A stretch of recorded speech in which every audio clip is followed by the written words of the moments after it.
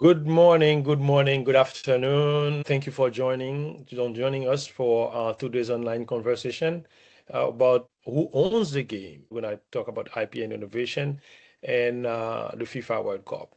So 1 million of fans around the world are focused on action on the field, but there is a different game that is playing behind the scenes. Involving like trademarks, broadcasting rights, technology, and sponsorship. Today, we will explore the IP ecosystem that powers the world's biggest sporting event with great speakers. Thank you so very much, Jessica. Thank you, Cam. Thank you, Madeleine. Thank you, Rafael. And thank you also to the audience. So we are also honored to be joined by this panel of experts representing legal, technology, business, and academic communities. It's now my pleasure to turn the conversation over our moderator, Jessica, who will guide today's discussion. Jessica. Thank you so much, Jean Marie, and the AI Tech Music Conference. Really appreciate the opportunity to be here and to be here with this amazing panel. Really excited for the discussion today.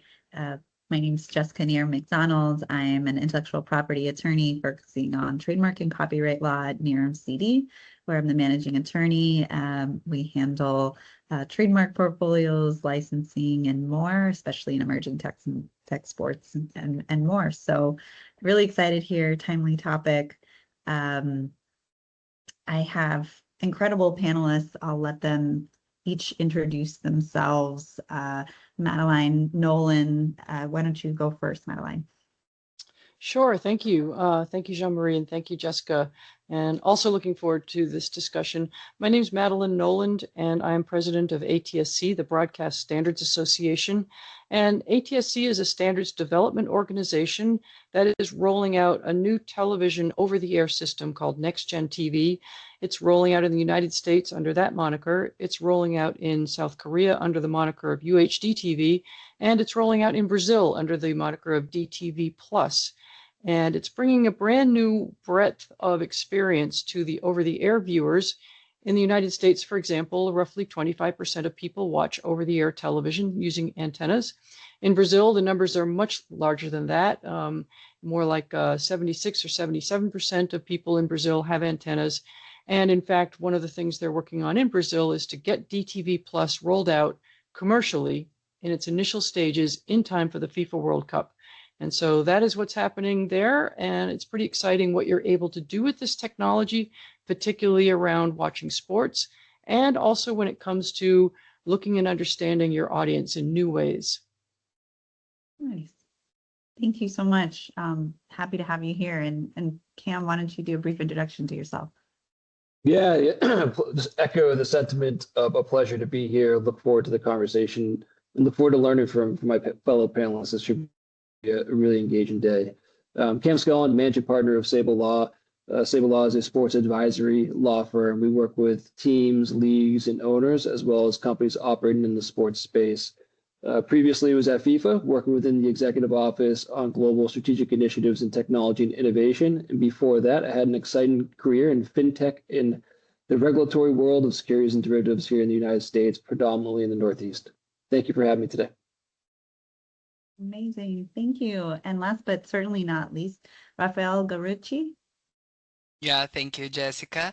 It's a pleasure to be here. I would like to kindly also say hello to my fellow panelists, Madeleine Cameron, and thanks also to Jessica and Jean Marie. So this is Rafael Garutti. I am senior partner at CNV IP law firm. I am IP attorney. I work for more than 15 years in the intellectual property field, especially in Brazil. I love intellectual property and I'm very fan of sports. So although I'm not a sports lawyer, I'm happy to contribute with this amazing conversation. Thanks. Fantastic. Well, certainly IP ties very heavily into sports in many ways. So I know this is going to be a great topic. And I should also mention, we have audience from all over. We have panelists from all over. Happy you're joining from Brazil, Rafael. We got Florida and Massachusetts represented as well. So depending on where you're joining us from today, the word football can mean something different, but a lot of the legal questions around the world, we're asking some of these same questions, and we're dealing with a real-time data operation in this year's World Cup and just in the football world in general. A moment a fan tunes in, data is being generated, collected, monetized in ways that just plainly didn't exist 5 years ago.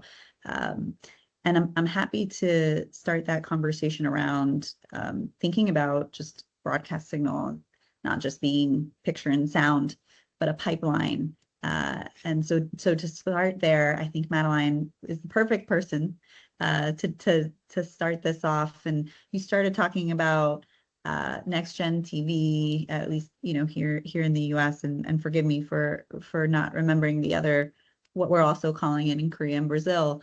But can we talk a little bit about that shift to digital and how that's changing for viewers of sporting events? Thanks very much. Yeah, I think the most important thing about Next Gen TV is that it is a hybrid system, and it is the first over-the-air television system that's fully based on internet protocol, whereas all the other systems previously were not IP-based. And what that meant was that it was much harder to do hybrid kinds of services. And what you can have with hybrid services is you sort of have a blend of the best of over-the-air with over-the-top and streaming. So nowadays, for the first time, you could tune into a football game and you could get something coming up saying, do you want to start the game over because you came in the middle of it? And this could be on a broadcast, and you could say, yes, I'm going to start over, and the television will automatically run back to the beginning of the game.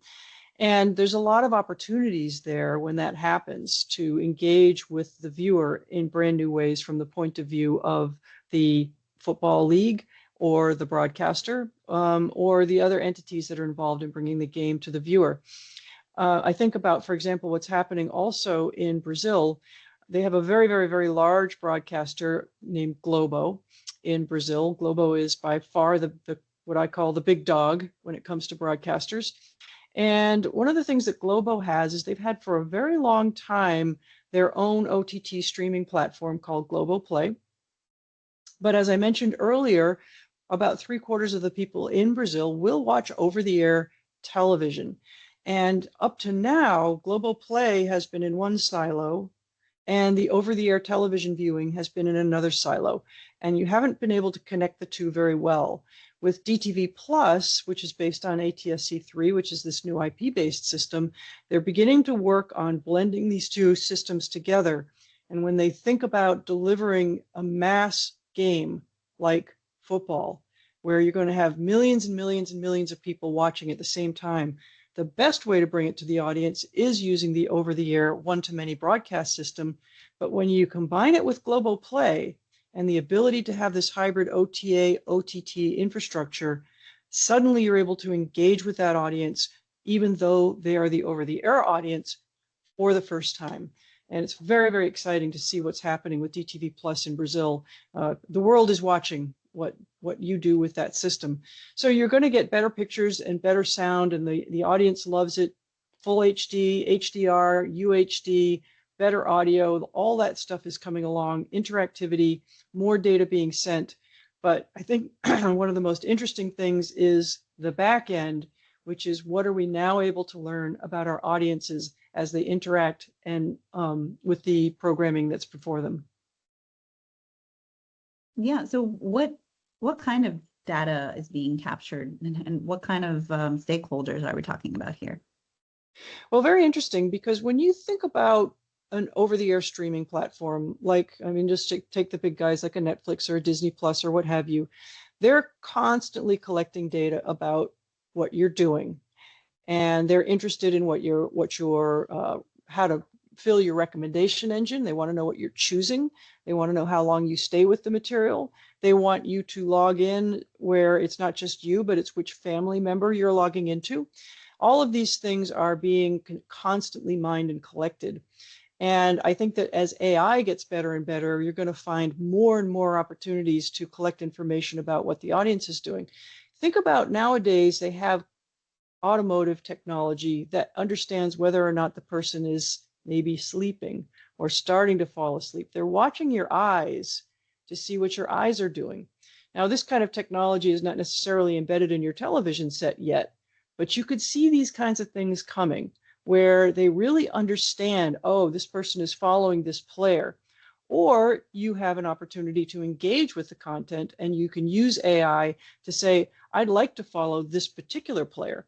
They, in fact, started rolling some of these things out with the F1 formula race that took place in Montreal recently, where they weren't necessarily using AI to react to an individual audience member, but they were using AI to get all these different dashboard cams available, and the audience could actually select which their favorite driver was and watch that particular dashboard cam if they wanted to. The interesting thing about that is that suddenly they know more about which are the most popular drivers, in which races, under what circumstances, and all this kind of audience data is able to drive the sports machine. Because while we are collecting data about the players and we're fueling stats and all these things that take place in data collection at the game, at the end of the day, it's about entertainment and it's a business. And what we really care about is what the audience really cares about. And that's what we need to understand. So being able to know your audience and its habits and its trends is critical to maintaining a very strong sports league and a very strong product, if you will, to put on the field. Yeah, and this question, I know Cam has a ton of experience in this as well. You know, how are you seeing who's monetizing this? So all this data is being collected, all these experiences are being given. Like who's getting the best deal out of this? What do you think? Yeah, it's such a fascinating conversation because I think to start with it, why don't we break down the types of data into kind of two buckets, right? So I think Madeleine was talking a lot about this. You have your fan engagement type data, which is more of like your market intelligence from a consumer analytics standpoint. What are people doing with the content? How are they engaging with the sport? What are they interested in? Then you have your event type data, what's actually going on within the sport. And that means in the world of football, I'll say football instead of soccer today. I think we have a more international crowd. You know, what happens on the pitch? Is it a kick? Is it a goal? Is it offsides? That's event type data. Both of those data sets can be monetized in different ways. Ultimately, the question comes back always, right? Who owns this data? Usually, the standard default is whoever's hosting the event. Whose event is it, right? So the World Cup is FIFA hosting the event, is a FIFA sanctioned event. It's likely that that organization will own that data. Once you identify who owns it, how do you monetize it? And in my mind, the trend today is you can do it in kind of one of two ways. You can either build certain revenue streams off of the data yourself, right? So you build your own type of core product or service off the data you currently have, or you enhance your product or your service. And this means you're thinking about sports from like a product standpoint, right? Or you can license it out to others to utilize and build their own product or service. And I think the latter is becoming increasingly popular today in the world of sports as it relates to prediction markets. So you'll see these kind of leagues within the United States. We kind of think about the big four, right? The MLB, NFL, NHL, NBA. I think they're trying to find ways to consolidate data flows, establish ownership, and license out event type data to prediction markets that can then ultimately create a curated set of events for the consumer to go on an application like Polymarket or Kalishi and bet on not bet, but make a decision on whether or not an event will happen or not happen. They're binary type decisions. Careful with that bet language, right? Yeah, I know. So gambling. I'll clarify for the crowd. In the United States, at least, gambling it falls under a different regulatory regime than the prediction markets to date. It's very murky in the prediction world, but essentially, we have this regulatory body called the CFTC, Commodity Futures Trading Commission, and that commission has taken a stance that these prediction type markets fall under its purview for a lot of regulatory backdrop reasons. The gambling world is more governed by the states, and the state authorities have different takes on what falls into their realm from a gambling standpoint, meaning it's not necessarily clear where prediction markets go today. So to Jessica's point, some will say prediction markets are more of a gambling activity. Some will say it's more of a federally regulated activity under the CFTC jurisdiction. But the point is, all the way back to data, event data can fall into that world from a licensing standpoint, which is pretty interesting. Yeah, yeah, and Madeleine, I mean, you really open the topic while talking specifically about the audience data.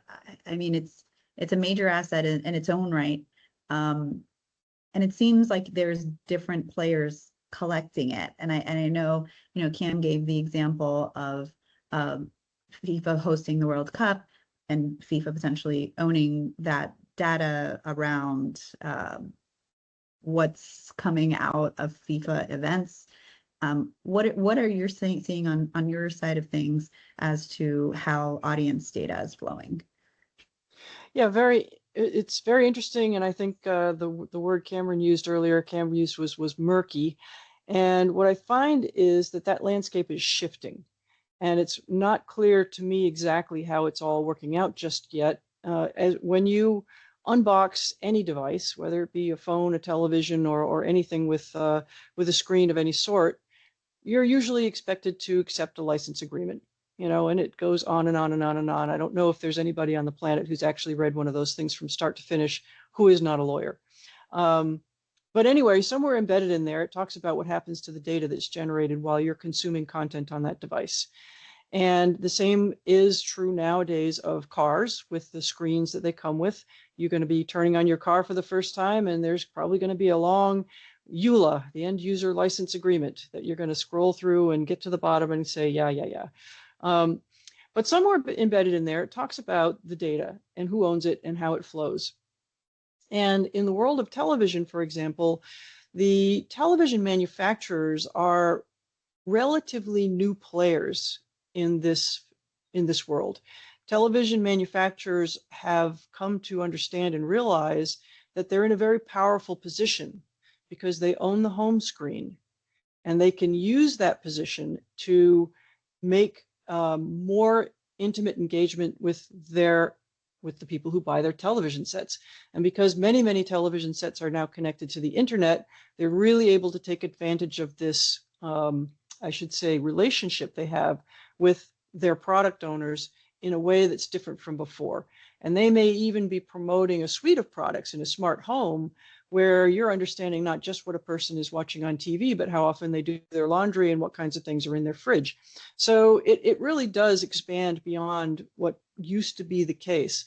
So nowadays, you think about the chain that is in place in order to develop a data set. And you might have the league, which is obviously promoting the event. You would have the distributor of that. So you think about the Olympics, for example, and in the United States, NBC is the distributor of the Olympics. In Brazil, it's Globo, and you know it's all over the world, and the rights have been granted to a particular broadcaster or multiple broadcasters. So you've got the distribution world, and then you have the glass or the TV.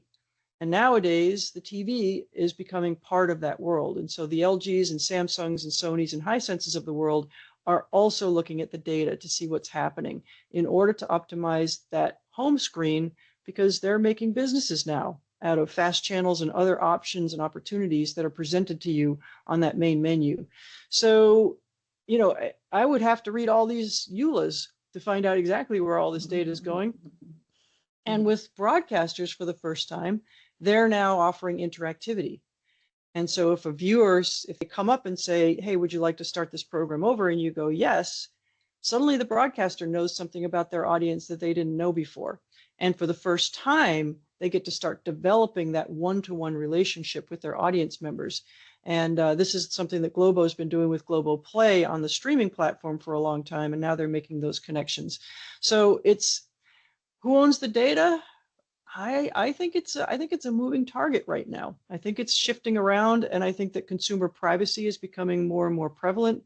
A couple of states in the United States have started looking hard at content recognition technologies like Grace Note and trying to determine whether or not these kind of automatic content recognition or ACR systems are or are not privacy violations. So the whole world of privacy and data collection on audience is becoming more and more complex as we think about how many different data points we're creating and who owns them and who controls them, and whether at the end of the day the data belongs to, in fact, the consumer. Pretty hard to put the genie back in the bottle, though, after the data's gone off into the world. Certainly, and I think Rafael and I can relate to the EULAs when you were talking about these end user license agreements that we usually use that term in software contracts, but it's all some form of digital now. Rafael, you want to talk to us a little bit about licensing and your thoughts as to data collection and maybe how that specifically relates to football? Sure, absolutely. And for me, one of the most interesting question is not only who owns the sport data, but who is legally allowed to use this. Because that's exactly what we're talking about. Ownership and lawful use are not the same thing. And today's we have like players' performance data that may be collected in Brazil, processed in Europe, analyzed by AI platform hosted in US, and monetized globally. So for me, this creates like a complex web of privacy, contractual, regulatory, and intellectual property also that we are talking about. In terms of cross-border, we have the Europe law, the legal law in Brazil, the LGBT. We have different legal frameworks around the world, but the challenge is no longer for me simply collecting data. Madeleine maybe will agree with me, but today data become most valuable asset in football, perhaps even more valuable than the broadcasting rights themselves.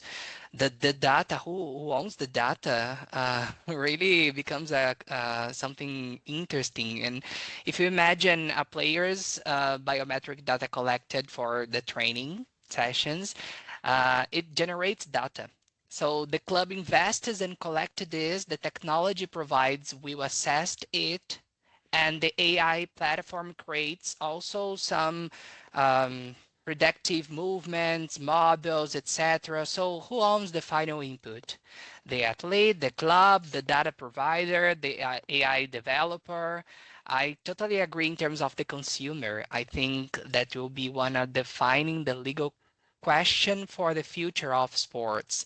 So I'm very interested to learn from Cameron as well in terms of as AI becomes more sophisticated, if he also agrees in terms of most valuable asset in football will become the what matters in the end of the day. Because I understand that the most valuable asset is the data. So how Madeleine and Cam see this as well? Yeah, I'll jump in real quick and I'll turn it over to Madeleine for her perspectives. I inherently believe data is the most valuable asset in sports today, not only just football. I think the market is not there yet. I think everyone traditionally still sees your broadcast rights, your sponsorship rights are the most valuable asset. And that's obviously, there's a reason for that, right? That's where the money really flows in from.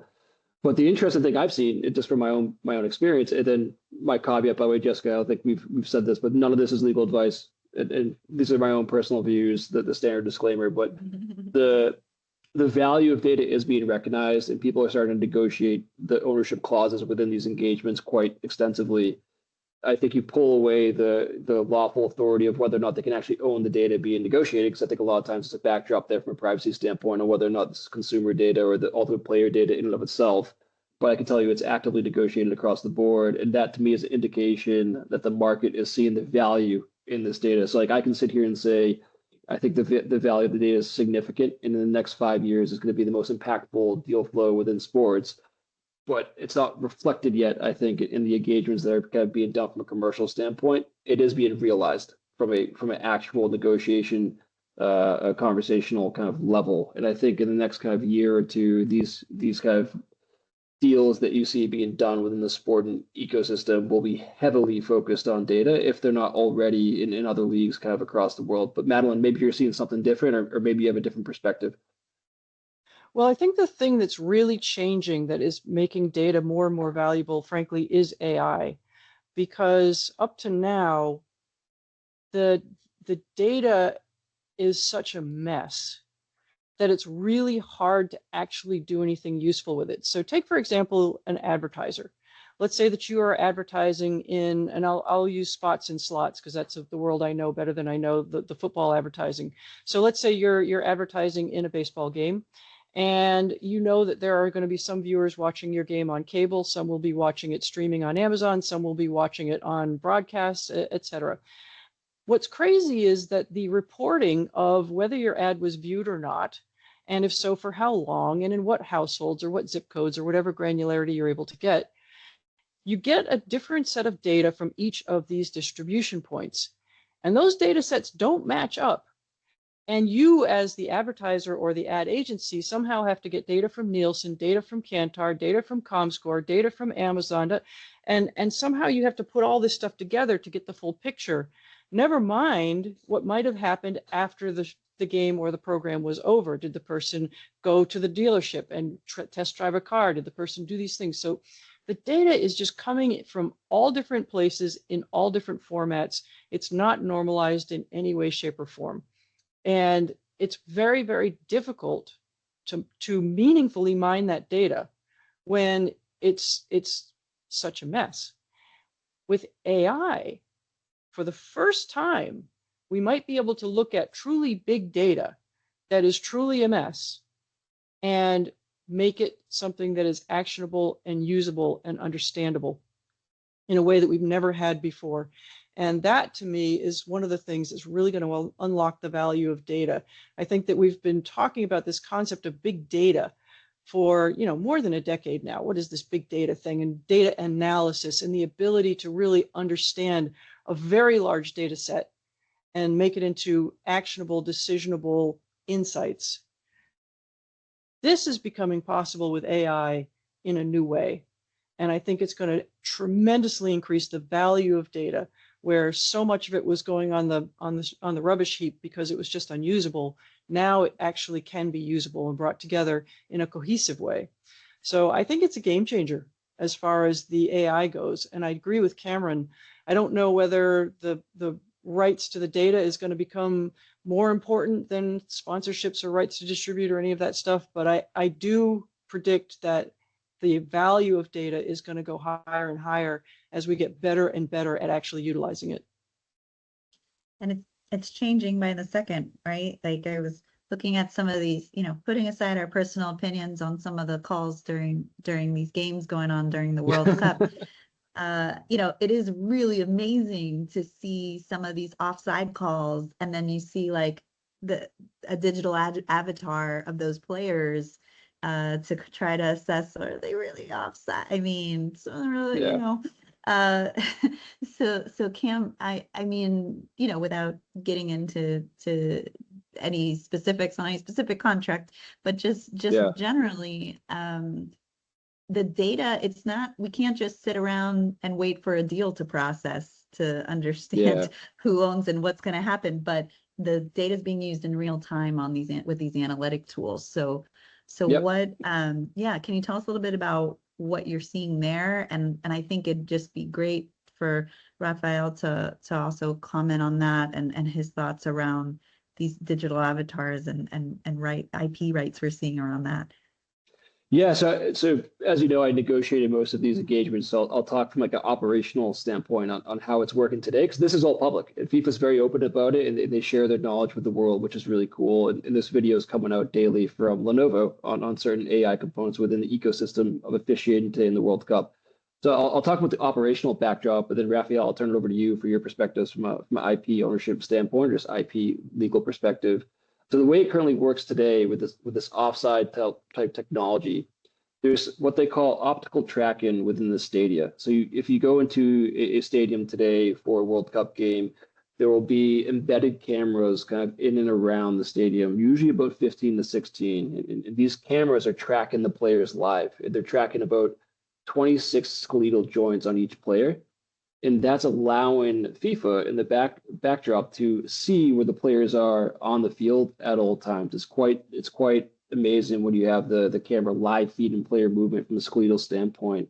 They've then deployed this technology that leverages, to some part, artificial intelligence that allows a mesh to be developed over the player so you get a real humanoid on the screen.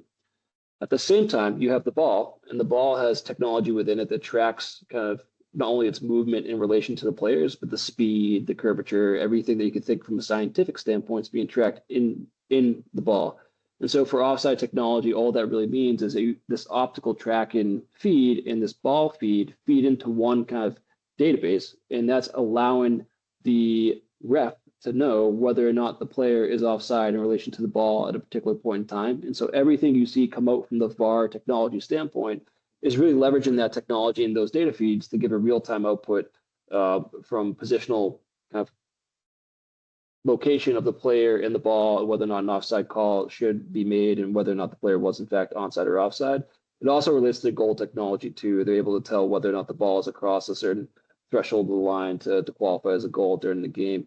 And this is all done so incredibly fast. And to Madeleine's point about data synchronization, that's a problem that FIFA solved from an event standpoint as it relates to this type of technology. And they're very good people over there, and they basically ensure that the integrity of the game will be so solidified by having unique and seamless technology given real-time outputs to allow this type of decision be made at the world's largest stage. And so with that, Rafael, I'll turn it over to you because there's so much IP that goes into that. There's so much kind of backdrop from a legal perspective that relates to this topic area. Sure, Cam. I totally agree with you. In terms of topics, I think this is the most fascinating one because it involves the AI generated likenesses and digital avatars. Because for decades, the athletes licensed their image rights only. But now we must ask whether they are licensing their future digital selves. So AI can create a player's image, voices, expressions, movements, so even personality. And when we think this, we can imagine the AI-generated version of Cristiano Ronaldo promoting a product, or imagine Messi narrating some content that he has never recorded. So even if no photograph or no hard copy of something is copied, but we need to explore the person's identity. And in Brazil, this discussion goes beyond IP. We particularly needed to see, and Jessica can talk about US as well, some image rights as well, the personality rights that receive a strong protection as well in terms of law. So not only the IP legal framework is developed here in the physical world or in the metaverse or whatever those AI generate avatars are, but also the images are being copied and duplicated, and this is something challenging, I understand, because adapting those principles that we have in the standard law with the digital goods and versions that we are creating impacts, of course, in IP. Of course, because we have a lot of trademarks filed, for instance, in class 9, which is becoming a mega class, and we are trying to solve this for the digital version of the good or anything, but also we needed to take care about the voices, the deep fakes, the AI contact. So I am totally thinking of not only IP, but general speaking in terms of the images, we can have the personality rights involved, right, Jessica? Yeah, I wonder actually, and maybe Rafael, you know this, but actors and writers and composers have already had to kind of deal with this. There was a strike in the United States because there was this notion that, suddenly people will be able to write books emulating the style of an author because AI can help you with that. I think I heard that Amazon has now put in a limit that you may not publish more than 3 books a day.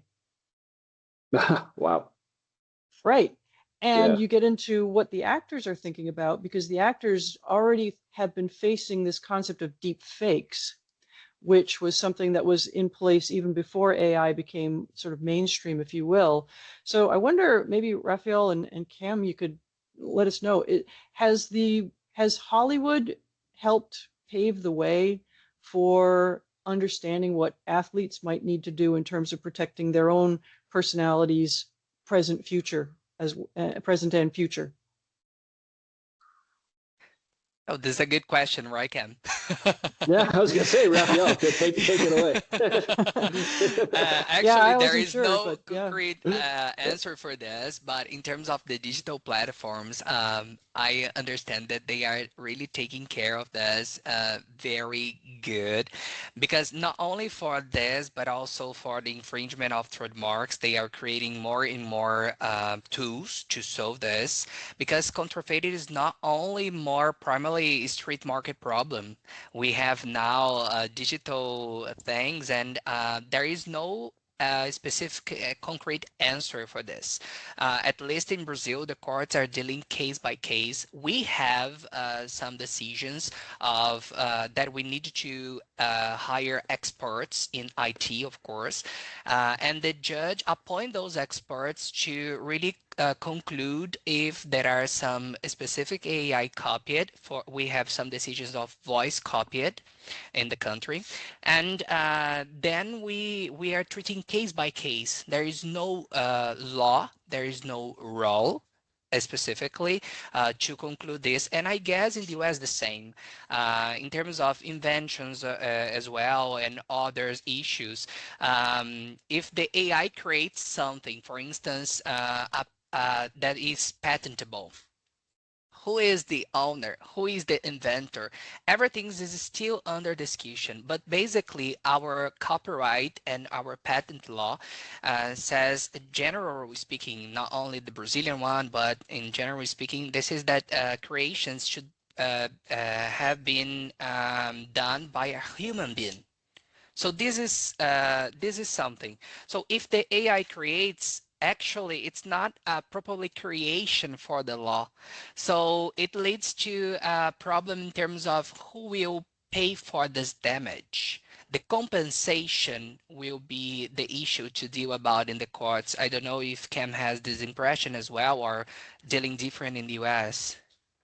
Yeah, I think ultimately it's a very tough question to answer, but it's an incredibly important question to ask. So I'm happy that you asked it, Madeleine. I think the way I kind of think about it today, without getting into like legal nuances, would be it's kind of twofold. One, how do you ensure that the individual that has been damaged, to Rafael's point, how can they get how can they get made whole in the event that their name, image, and likeness has been used to an extent that has somehow damaged their profile or been used in a way where they should have been compensated? That's one thing. And then the second is commercialization. I think from the commercialization angle, you have a little bit more protection in the United States because you can start to identify when someone is improperly using someone's NIL, name, image, and likeness to draw revenue.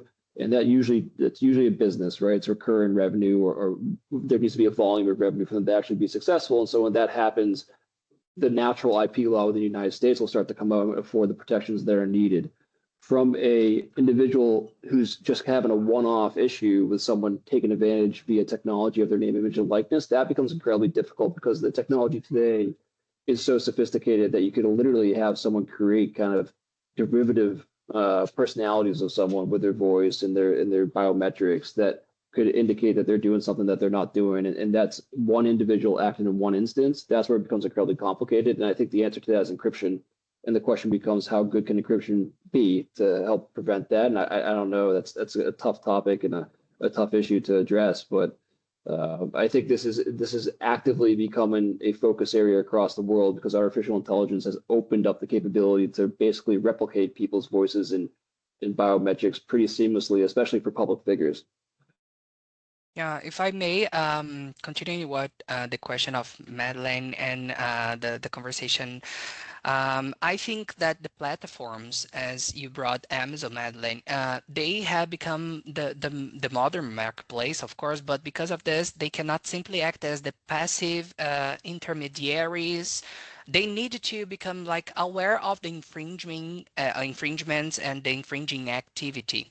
So the scale of the infringement today makes it impossible because basically it's hard because the rights holders they need to address the problem, and also the platform should actively act in this case.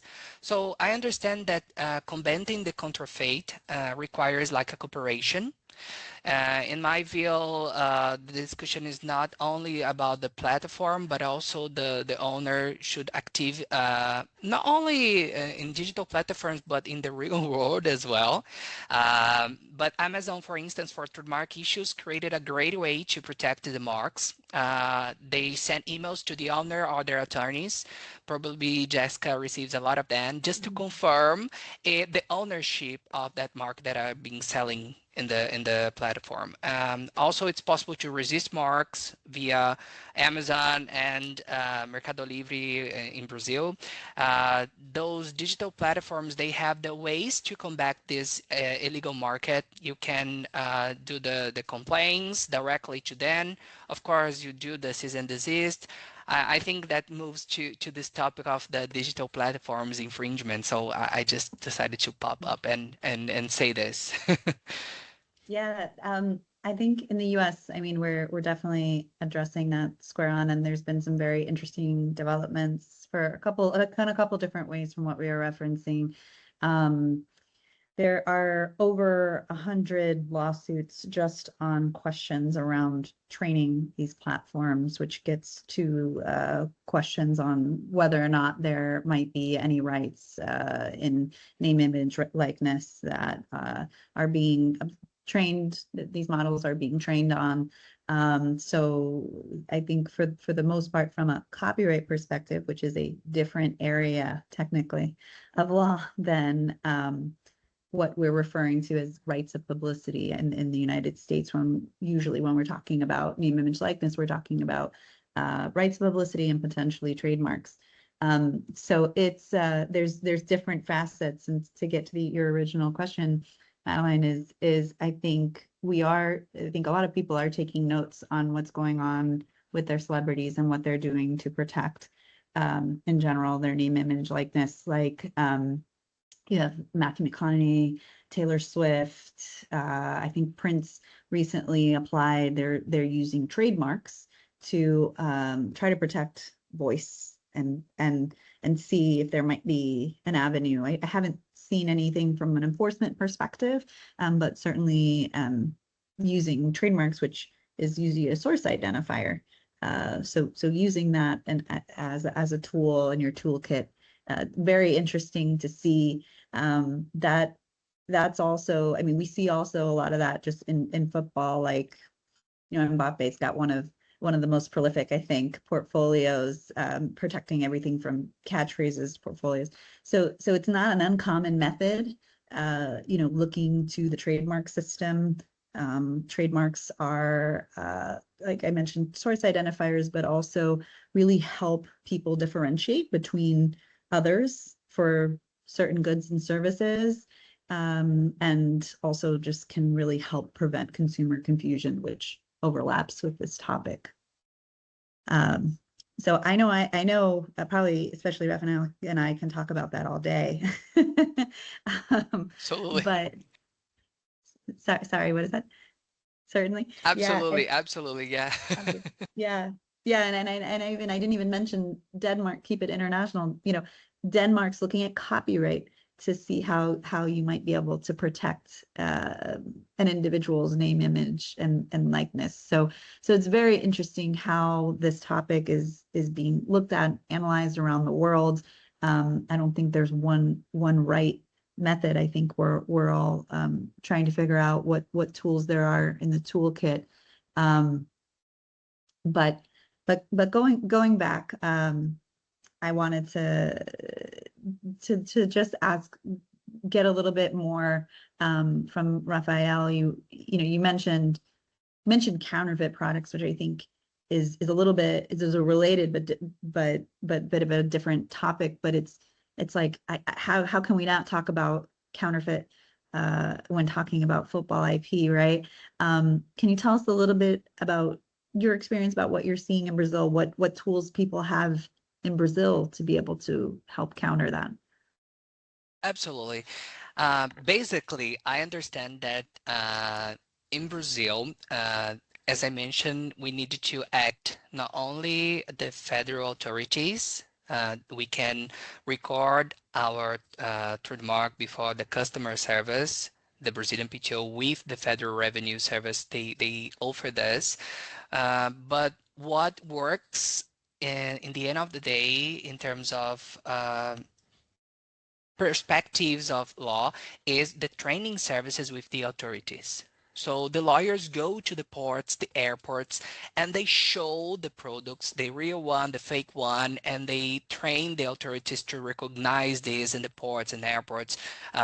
So when they receive this, they can easily recognize and take the actions. Of course, cease and desist letters are totally good, and the platforms as well, the complaints directly in the platforms, but cease and desist letter to the infringers.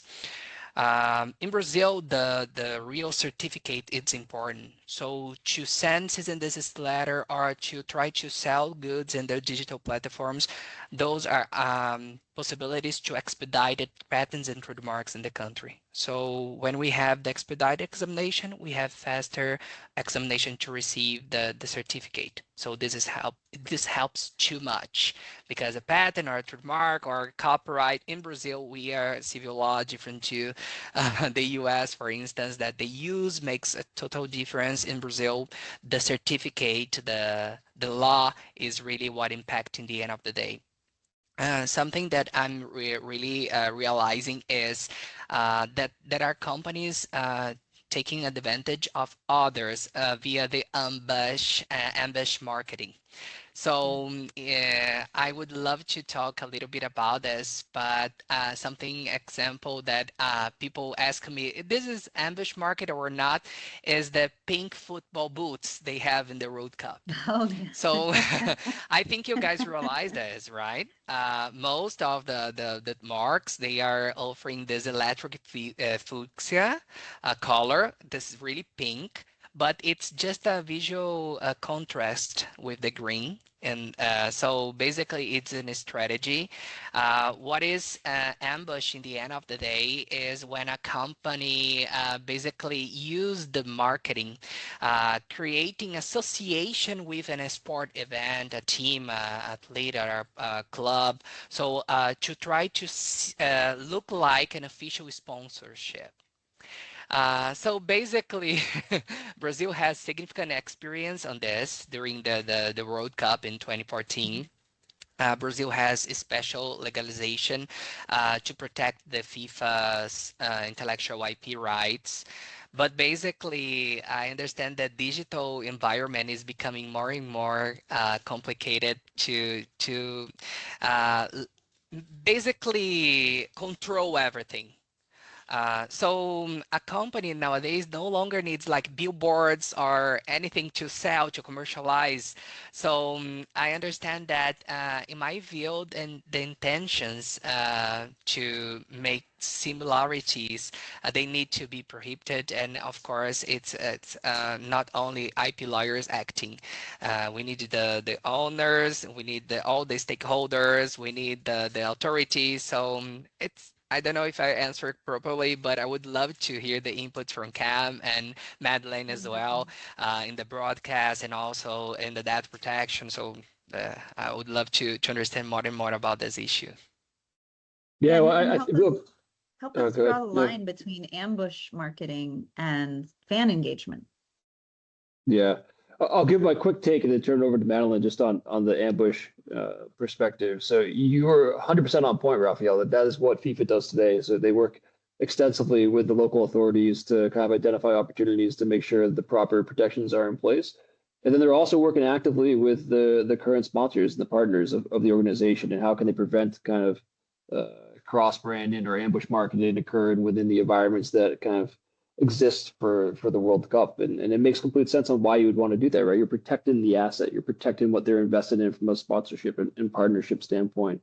Broadcast, there's from a broadcast standpoint, and I'll turn this over to Madeleine in a second, there's a multitude of sophisticated technologies deployed from an anti-piracy standpoint that can be deployed globally, and they kind of get deployed in a manner of who is trying to kind of rip the feed and kind of change it or kind of alter it in a way where they can get it to a broad set of audiences for free, right? And kind of navigate the traditional broadcast route. And that varies by jurisdiction, but there's active involvement kind of from the organization to kind of stop stuff like this. And for FIFA, they have two very public command centers. They have the Technology Command Center currently in Miami, and then they have the World Broadcast Center currently based in Dallas, which is an incredible facility for anyone who has the ability to be in Texas and maybe go take a look from a public standpoint.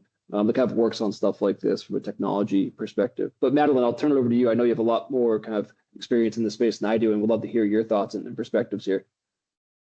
Yeah, well, certainly when it comes to piracy of the broadcast itself, of the production of the game, if you will, that is something that is absolutely prevalent, ever since the days that people have been breaking into cable boxes and distributing content in an unauthorized fashion. And it's particularly interesting in the over-the-air world because the over-the-air has traditionally been in the clear. And but however, next gen TV is you can encrypt if you want to, and that's for the first time you can do this. But I think that what happens is that at the minute the game starts, you're automatically going to start having illicit or illegal versions of the game popping up in streaming everywhere. And it's a very sophisticated system wherein a given pirate, if you will, might have multiple sources or VPN setups where you can start shifting the game from one place to another on the internet. So the authorities will come in and shut down one and it immediately pops up on another. And the people who like to watch the game in this way, they understand this system and they know how to get from point to point as each one gets shut down, in sequence. So it's a very sophisticated game of cat and mouse, or maybe you'd say whack-a-mole here in the United States. But the amount of money that's considered to be lost annually in pirated broadcast of content is in the billions for sure. And that's certainly true of these high value matches. But I don't know if you're ever going to be able to completely stop that.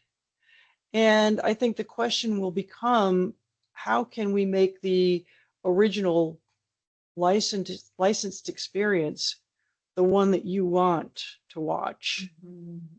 And how can we make that experience as sophisticated and interesting and entertaining as possible, while at the same time putting all of the safeguards in place and all of the policing in place and the enforcement in place that we can possibly bring to bear, recognizing that some of that's going to happen anyways. But that premium experience that Globo is able to provide and NBC is able to provide and other distributors of this content and producers of these games, it's premium content. And for the most part, I find that people want to watch the premium experience. And it's funny because you think to yourself, well, content is king and the quality of the content is king. And along comes YouTube and suddenly people are watching cats jumping through screens, in 240i screen resolution or whatever it is, and liking it. But when it comes to a production like the FIFA World Cup, people want the big screen, they want the premium experience. So yes, I definitely think piracy is an issue and it will continue to be an issue. I think AI is going to make it even harder. I think there's going to be a time perhaps when an entire game will be played by avatars. And it might be pretty entertaining. And this gets back into the name, image, and likeness. There's some other areas that I think are very interesting as well. When you talk about training a model with a particular player's habits or swing or kick or however they, whatever their performance is, and using that information to train a model. Right now, when you look at sports betting, if you're interested, for example, in NFL, American football, you can go to various websites that have some predictions about, who's going to win a particular game. And one platform has a simulator, and the simulator will play each game 10,000 times. And it will come out with whether or not a particular team is going to win or not. And of course, it'll be judging against the spread as well. And if it runs that simulation 10,000 times and 60% of the time, such and such of a team is the one to bet on, they'll come out with a very strong recommendation that this is where you should bet. Now, this is just a statistical based simulation. It's going to get more sophisticated than that. And to what extent can you use a player's, not necessarily name, image, and likeness, but a player's movements? Yeah. The swing of Manny Ramirez versus the swing of Aaron Judd versus whatever. It's like, can you bring all these things into these platforms, and is that okay? I don't know. That's real quick. This is an incredibly important topic that's being actively discussed across the world in a multitude of sports and leagues. So it's fascinating you bring this up, Madeleine, because people are trying to unlock, how to draw revenue off of that type of technology with that mindset. And if you can in a way replicate the authentic movements of a player with simulations accurately, you can go from having a simple data set that's only one game or two games to like millions of games, right? And then you can build all kinds of unique things off of that. So I just want to just draw a line in the sand. I don't know what the right terminology would be or right reference would be. Just put a pin in the paper. Note that that's a very important point, and that's a topic being discussed today that I think is fascinating. Yeah, and Jessica mentioned the differences between the fan engagement and the ambush. Just to make it clear, fans they must be free to celebrate sports and comment the matches, share the opinions. I think that is part of what makes the game so powerful. This is cultural in Brazil, basically surrounding football and etc. But the issue arises when the company seeks to obtain the commercial benefits of the sponsorship without doing any investments and without becoming an official sponsor. So just to finish this topic, I think, for instance, when somebody is using protected FIFA trademark, we move beyond fan engagement. We enter in the scope of the ambush market, and I understand the law is here to protect the owners and the stakeholders that really are trying to make things really clear. And yeah, that's it. Yeah, thank you. That was a fantastic conversation. I mean, we really covered a lot of different issues here and a lot of interesting topics, and I'm seeing some commonalities around. There's a lot of who owns, and it's kind of the same question asked at different layers and different stages, I suppose. If we're looking at how something gets on a screen, how it's delivered to an audience. So thank you all of you. I do want to leave, if anybody has any parting thoughts, want to give that opportunity for anybody. If anybody has any questions, please feel free to share that in the chat, and we can take those up as needed. But I want to give everybody an opportunity to just give some quick parting thoughts. I guess I'll start. I think that the experience of watching sports is getting better and better. And I think that people are getting smart about how to market it and how to make the in-game experience exciting. I think, and I do think they're getting better at it. Cameron talked about some of the in-game technologies. I don't know if anybody who watches ice hockey remembers when the puck tail was the latest and greatest thing. And, fans frankly hated it. And it went away. But I'll tell you one thing, the first down marker that's imposed on the screen for American football is the best thing since sliced bread. So I love the way the technology is informing the game. I like the way the technology is being used now to help keep the games fair. I know there's always been this debate, for example, in American baseball about whether you should have umpires call balls and strikes. Same is true with tennis. Should you have the linesman tell you whether the ball is in or out, or should the machines tell you whether the ball is in or out? But I think that all of these technologies are being brought to bear in order to make the fan experience as exciting and engaging and interesting as possible, even sports betting.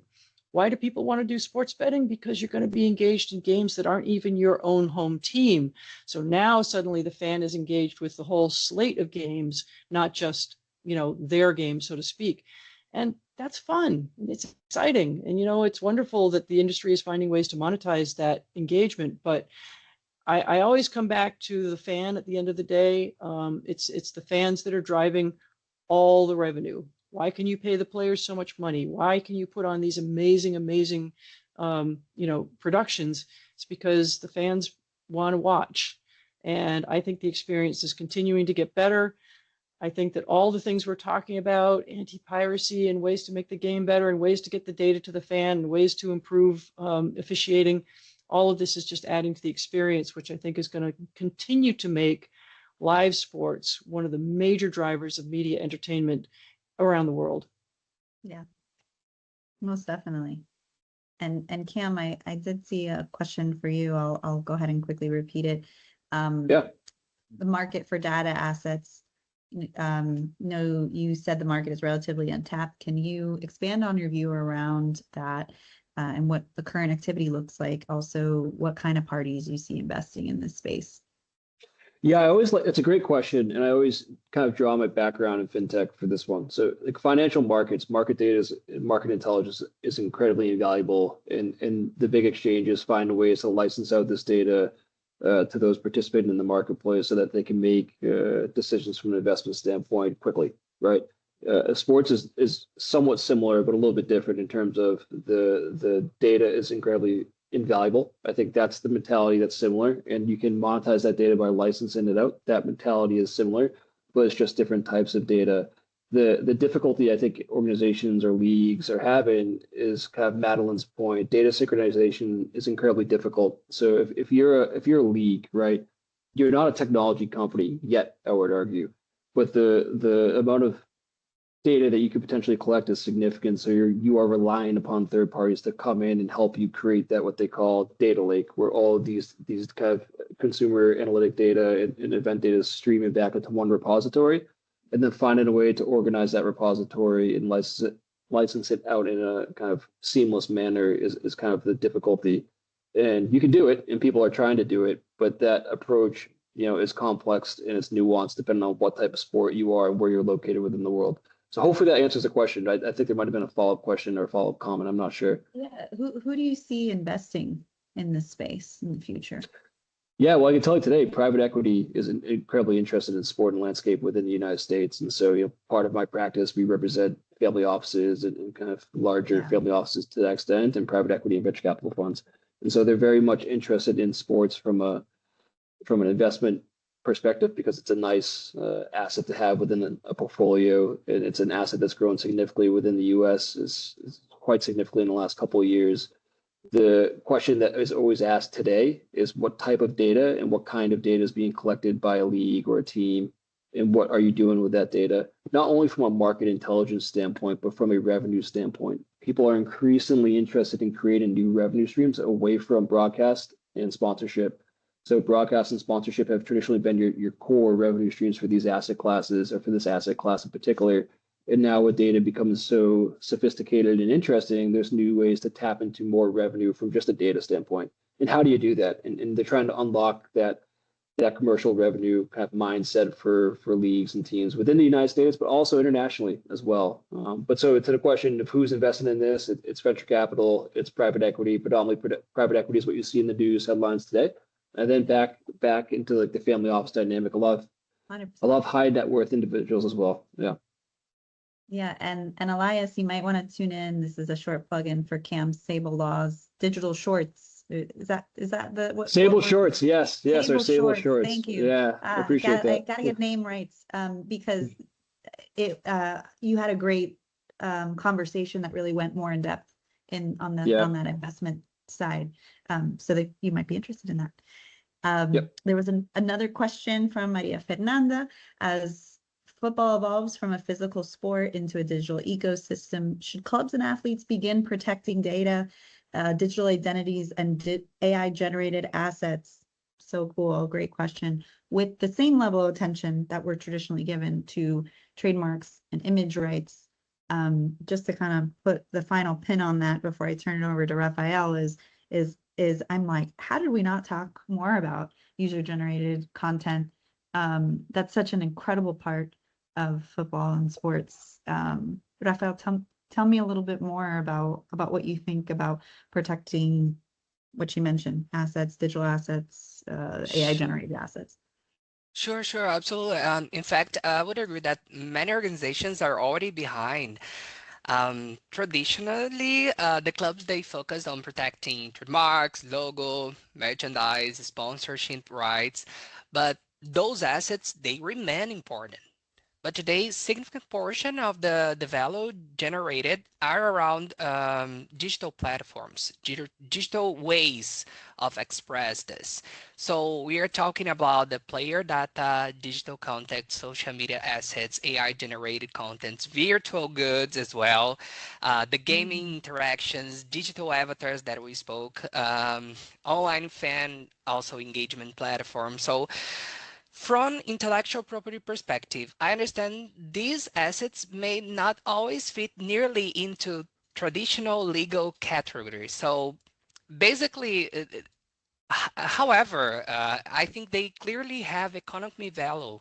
So they require the protection, they require governance. So for instance, if a club spent years building a reputation of a player, developing the content around the player, engaging millions of fans online, should a third party be able to create the AI generated version of this athlete and just commercially explore this without authorization? I think the answer is no. Most people would say that. So this is why I believe the sports organization, they need to move from the traditional trademark or IP protection mindset to a broader digital asset protection strategy. I understand the future requires this, and the challenge will not simply protecting logos. We need to protect identities, data, contact, digital ecosystems, and build everything around us. I understand Cam and Madeleine will share something about this as well. They have good inputs on this. Yes, so I think the strategy in terms of how to protect digital assets across the sporting ecosystem is kind of what I'll take away, Rafael. I think if that's a fair assessment, and that's a conversation that's actively occurring on a daily basis with federations, confederations, member associations.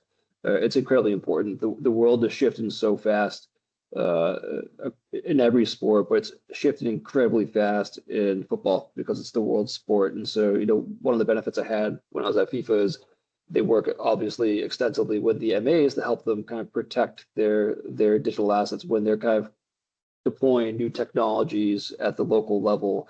And I think that mindset is just incredibly important. I don't know if I can give any more particular detail other than it's a very, very strong focus area today, and it shifts every day because, especially with artificial intelligence, you can code today with artificial intelligence quite seamlessly if you have no technology background, and that allows you to do pretty impressive things with a zero kind of day education kind of runway. And so that just changed the entire environment and the entire ecosystem. So how do you protect it? And then the last point I'll make is paper protection is very different than operational protection, right? So you can be protected on paper and you can have the right kind of laws in place to help you, but operationally you can be taken advantage of very quickly. And that can kind of lead to a lot of damages, that impacts your business on a day-to-day basis quite extensively. So it's a very important topic.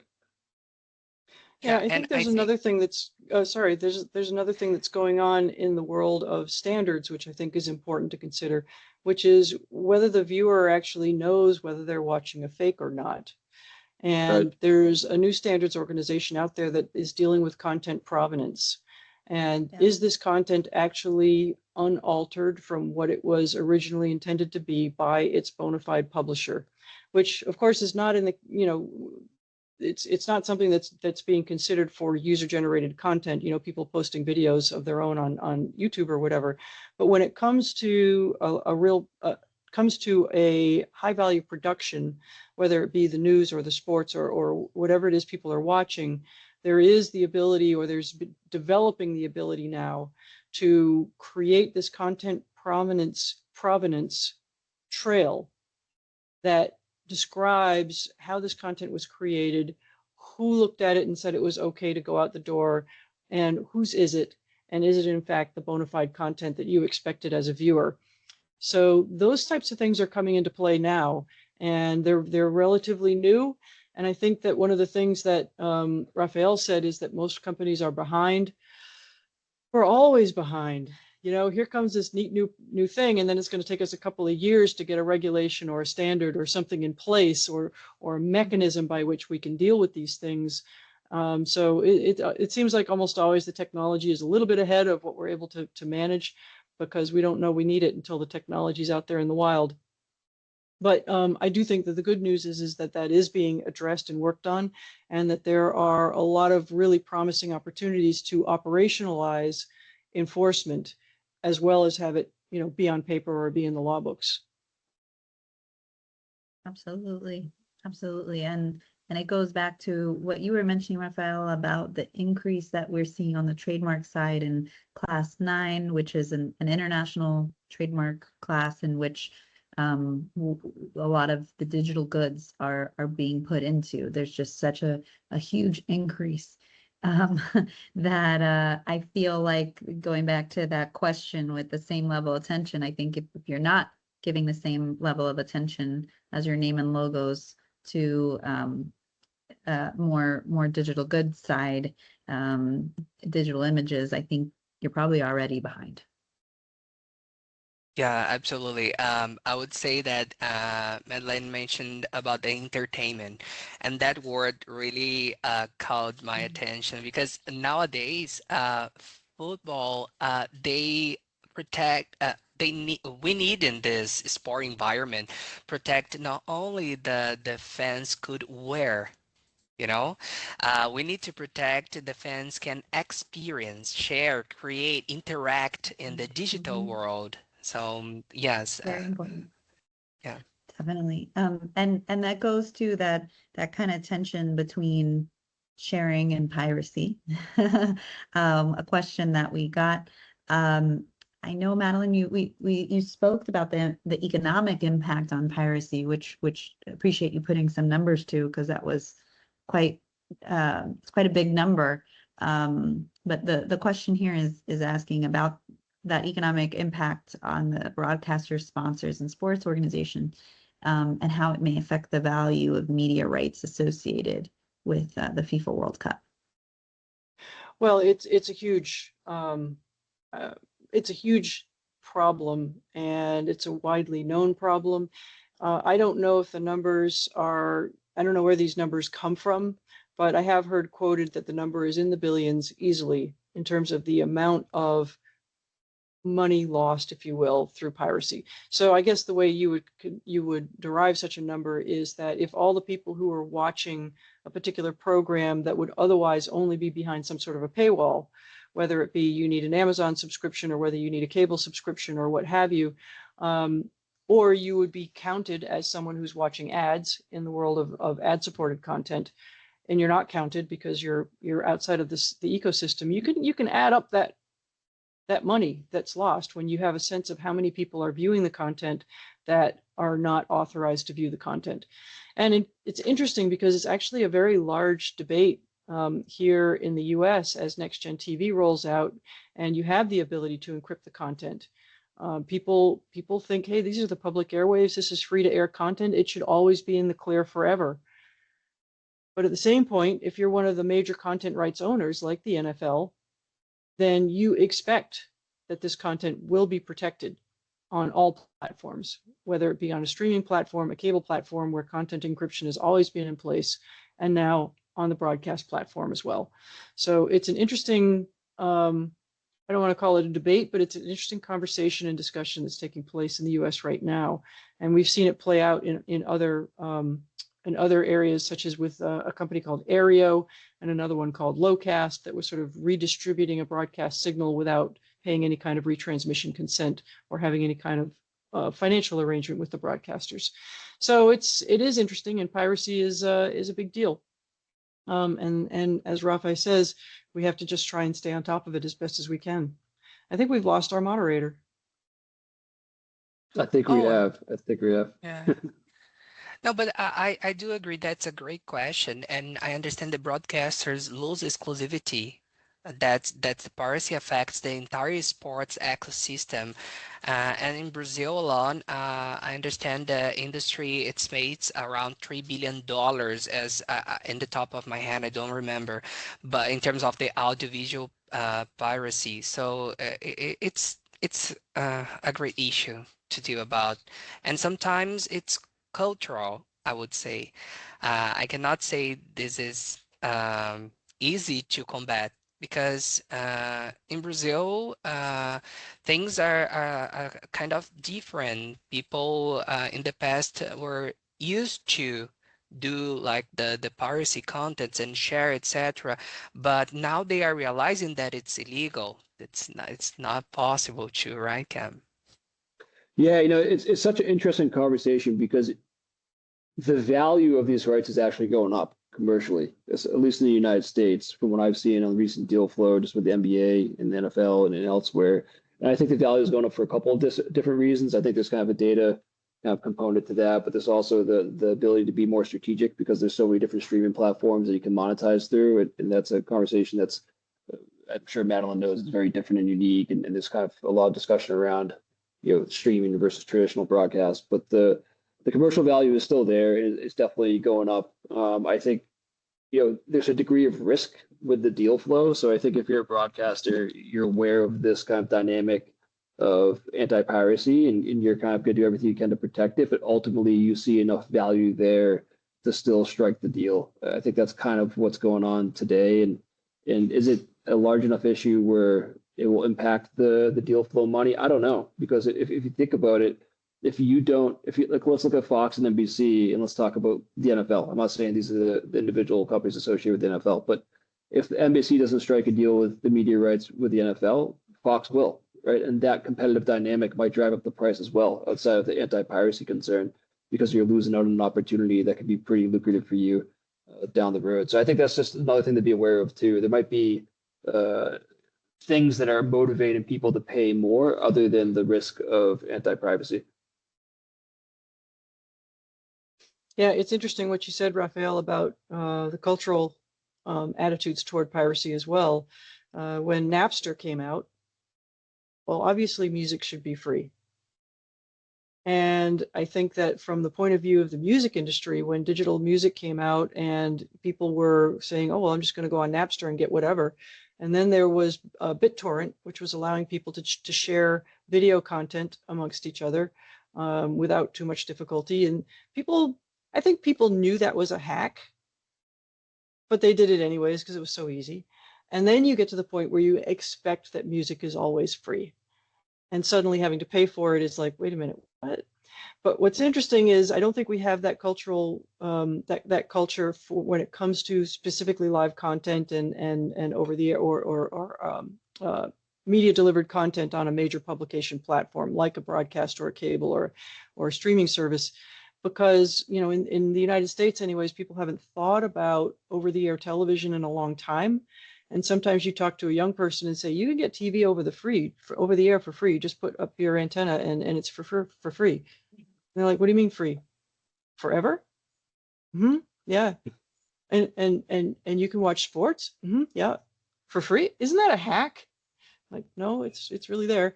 But it is interesting that that's one of the things they think about is that, wait a minute, there's something wrong with that. So it is a funny cultural dichotomy. I Yeah, think I we see do. that and counterfeit treatment all over the world, right, Rafael? Yeah, absolutely, Jessica. Yeah, unfortunately. We got a great message in the chat, and shout out to Jean Marie with this great question. He mentions this Friday Haiti takes on Brazil. This is a bit of a contentious spot for Rafael and Jean Marie, but Haiti's facing one of the most successful football programs, right? Franchise, that you can call it. That's an American word we put to it, but football teams in football history. And he asks, what opportunities can Haiti seize beyond the game itself, from brand visibility to sponsorship, media rights, and diaspora engagement? How can this global moment translate into a lasting commercial value for Haiti? Okay. This is this is a great question. So I Yes. think the World Cup match against Brazil gives Haiti something extremely valuable, that is the global visibility. That's for sure. And millions of people who may never have watched an IT football before, they suddenly can be exposed to its players and culture and national team. This is beautiful. I saw the German matches, the Germany uh, soccer match. It Rafael. was, yes, it was beautiful Mhm. because we can see also the cultural issues as well. So I think from an IP perspective, that's that opportunity to strengthen and monetize the football related assets, including the brains, the content, the licensing opportunities. So the match lasted 90 minutes. So the visibility, the commercial opportunity, I think generated by those minutes can create a valuable asset for years, which Madeleine mentions. It's this now or free forever, and the attention is not just for now. This is, I think, long-term attention, you know? That's my point of view, but let me know, guys. I'm very happy to listen to you as Definitely. well. I think Well, that's I think spot that on. Stickiness. No, uh, sorry. Go ahead, Madeline. Go ahead. I was going to say one of the things that always brings a lot of national attention is winning. How many people have heard of the Jamaican bobsled team? You've heard of this, right? Jamaica. And you think about Jamaica, you think about reggae, you think about Jamaica, you think about how on earth is there a bobsledding team on Jamaica, really? And yet you get an opportunity to get on that world stage, and I think you can make a huge lasting impression on people's impressions of your culture and of where you are, and get excited about what you have to offer there. You see this in college sports. So you have a college sporting event, and inevitably the colleges will have an advertisement or two during the game. And it's a great opportunity to put their name out there. And if you imagine that you've got maybe one of the top college teams playing, somebody not so top, and they get an opportunity to get out there and put their name out and talk about them as a college and an institution or a university. And it's a huge opportunity, I think, for some of these teams that may not get the recognition that they deserve, or these cultures that may not have the understanding or worldview that they would like to see happen. I think that media is extremely important in that respect. I also think that it's important for countries to maintain their own cultural sovereignty, if you will, in the face of these kinds of things. So you look at the opportunity that media has to help underscore your own culture. I mean, you look at it in Brazil. In Brazil, TV Globo is enormous.